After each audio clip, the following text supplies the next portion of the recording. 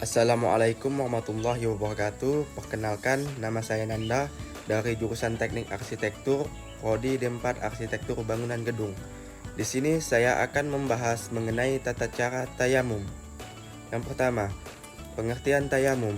Tayamum adalah mengusapkan debu ke wajah dan kedua tangan sampai siku dengan rukun dan syarat tertentu.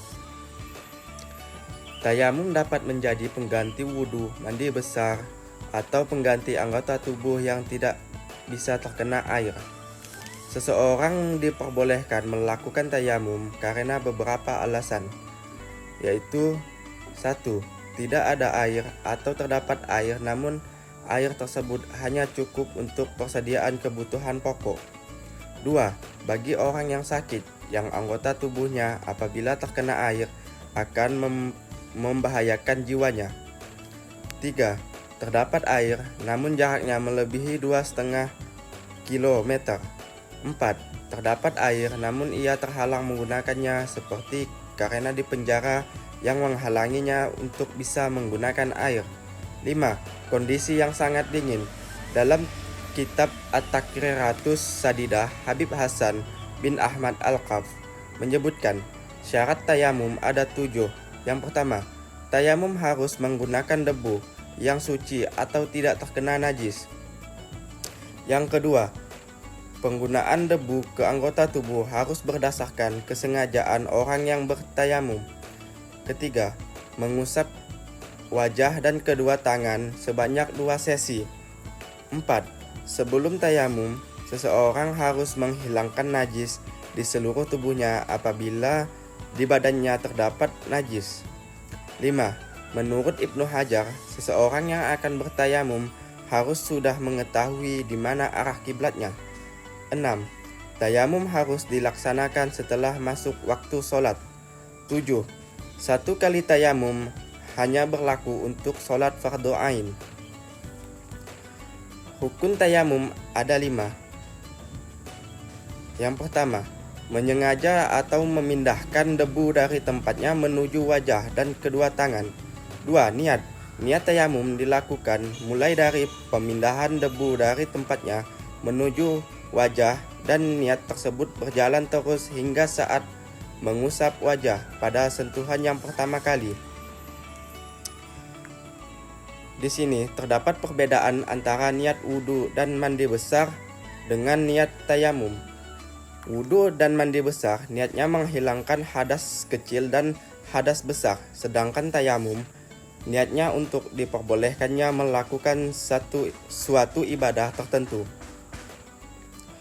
Contoh niat orang yang bertayamum untuk kebutuhan sholat, maka niatnya adalah nawaitu tayammuma listibahati fardi sholati lillahi ta'ala. Nah, sedangkan untuk niat tayamum untuk tawaf, maka niatnya adalah nawaitu tayammuma listibahati fardil tawafi lillahi ta'ala. Yang ketiga, mengusap wajah secara menyeluruh. Sebelum diusapkan ke wajah, kibaskan atau tiup debu yang ada di tangan supaya debu yang akan diusapkan tidak terlalu tebal. Setelah selesai mengusap wajah, tepukkan kedua telapak tangan sampai sisa debu yang ada di tangan bersih. Hal ini supaya debu mustakmal yang ada di tangan tidak tercampur pada debu yang akan digunakan untuk mengusap tangan yang nantinya. Yang keempat, mengusap kedua tangan beserta kedua siku. Yang kelima, tertib. Maksud dari tertib di sini adalah mendahulukan mengusap wajah dan diakhiri dengan mengusap kedua tangan. Nah, sekian dari pengertian tayamum, syarat dan rukun tayamum.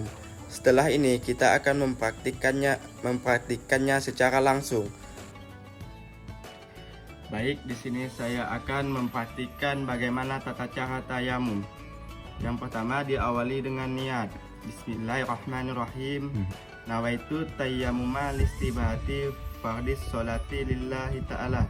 Dan dilanjutkan dengan pengambilan debu. Setelah diambil, laku tiup debu yang berada pada tangan. Hal ini bertujuan agar debu yang kita ambil tidak terlalu tebal. Setelah debu ditiup, lanjutkan dengan mengusapkannya pada wajah. Setelah diusapkan pada wajah, kibaskan tangan. Hal ini bertujuan agar debu yang sudah kita pakai tidak bercampur dengan debu yang akan kita pakai selanjutnya. Setelah itu, ambil lagi debu dan dilanjutkan dan ditiup dan dilanjutkan untuk mengusap tangan bagian kanan sampai siku dan bagian tangan belakang dan ujung jari. Lalu kibaskan lagi dan ambil lagi, lalu tiup dan dilanjutkan dengan bagian tangan kiri sampai siku dan bagian tangan belakang sampai ujung jari. Nah, sekian tata cara tayamum